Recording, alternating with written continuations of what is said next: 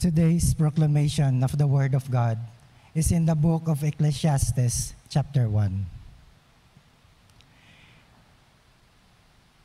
Vanity, vanities, says the preacher. Vanity of vanities, all is vanity. What profit has a man from all his labor, in which he toils under the sun? One generation passes away, and another generation comes. But the earth abides forever. The sun also rises, and the sun goes down, and hastens to the place where it arose. The wind goes toward the south, and turns around the north. The wind whirls about continually, and comes again on its circuit. All the rivers run into the sea, yet the sea is not full. To the place from which the rivers come, there they return again. All things are full of labor, man cannot express it. The eye is not satisfied with not seeing, nor the ear filled with hearing. That which has been is what will be. That what is done is what will be done, and there is nothing new under the sun. Is there anything of which it may be said, "See, this is new"? It has already been in ancient times before us. There is no remembrance of former things, nor will there be any remembrance of things that are to come, by those who will come after. The word of the Lord. Please stand for our responsorial psalm.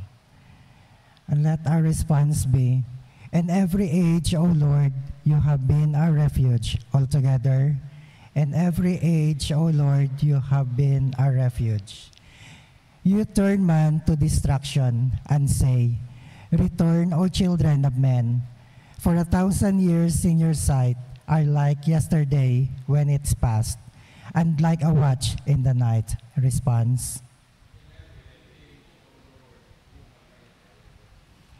You carry them away like a flood. They are like a sheep in the morning. They are like grass which grows up. In the morning, it flourishes and grows up.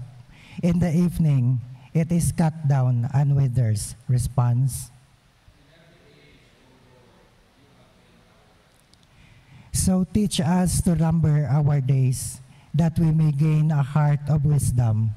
Return, O Lord, how long? And have compassion on our servants. Response. O satisfy us clearly with your mercy, that we may rejoice and be glad all our days, and establish the work of our hands for us. Yes, establish the work of our hands. Response. Glory be to the Father, and to the Son, and to the Holy Spirit.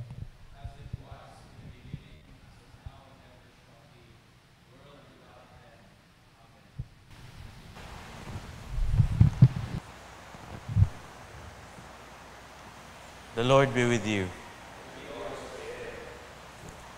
The Holy Gospel of our Lord Jesus Christ, according to St. Luke, chapter 9. Glory to you, Lord Jesus Christ. We'll be reading from verse 7 to 9. Now Herod the Tetrarch heard of all that was done by him, and he was perplexed, because it was said by some that John had risen from the dead, and by some that Elijah had appeared, and by others that one of the old prophets had risen again. Herod said, John I have beheaded, but who is this whom I hear such things? So he sought to see him. The Gospel of the Lord. Please be seated. Sa gospel natin ngayon na narinig natin about kay Herod. And he was puzzled perplexed. Kasi narinig niya about kay Jesus Christ. And some people were saying na ito ay si John the Baptist, or ito ay si Elijah, or ito is he is another prophet na nabuhay.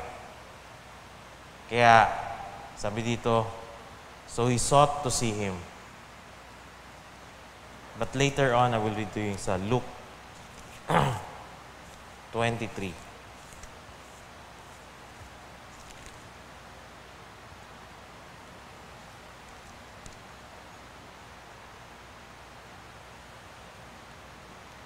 Ito yung dinala ni, before the crucifixion, dinala ni Pilate si Jesus kay Herod.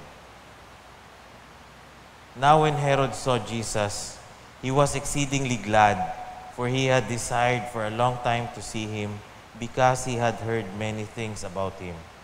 And he hoped to see some miracle done by him. Then he questioned him with many words, but he answered him nothing. And the chief priests and the scribes stood vehemently accused him. Then Herod, with his men of war, treated him with contempt and mocked him, arrayed him in a gorgeous robe, and sent him back to Pilate. Nung narinig ni Herod yung mga miracles ni Jesus, gusto niya makita si Jesus Christ. But later on, before Jesus Christ was crucified, na-met nga niya si Jesus Christ. Pero yung ine-expect niya na mga miracles, hindi niya nakita. So, hindi na siya na-amaze. Kaya, his reaction is, he mocked Jesus. Importante na when we are seeking Christ, we are seeking for answers to our problems, yung puso natin tama. Si Herod, hinahanap niya si Jesus Christ, gusto niya makita si Jesus Christ for entertainment purposes. May mga tao na, may mga pagkain tayo na gustong kainin ng ibang tao, pero hindi nila kaya kasi sobrang mahal. So, eto lang talaga yung kaya nila. But there are people na ang pagkain for entertainment. No? They would spend malaking pera para ma-entertain lang ng pagkain. Pero yung pagkain, yung purpose niya is para sa nourishment natin. Hindi for entertainment. Parang si Jesus Christ din, hindi siya for entertainment. He is for the nourishment ng buhay natin, ng spirit natin. Hindi natin makikita kay Jesus Christ yung hinahanap natin if mali yung purpose natin. Mali yung nasa puso natin. And so it's very important to be humble. We come to Jesus Christ with humility. Just like last Sunday, yung mga apostles, they want to be great. Pero hindi nila nakuha yun kay Jesus Christ agad. It was when they humbled themselves. After na yung ginagawa na nila yung mission, after nung ascension ni Jesus Christ, nung ginagawa na nila yung mission nila, that's when they humbled themselves. And that's when they became great.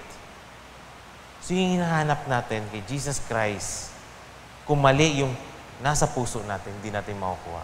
So be sure to humble yourselves. Be sure na tama yung puso mo. Walang galit, walang unforgiveness. Makikita natin si Jesus Christ. Amen? Please stand.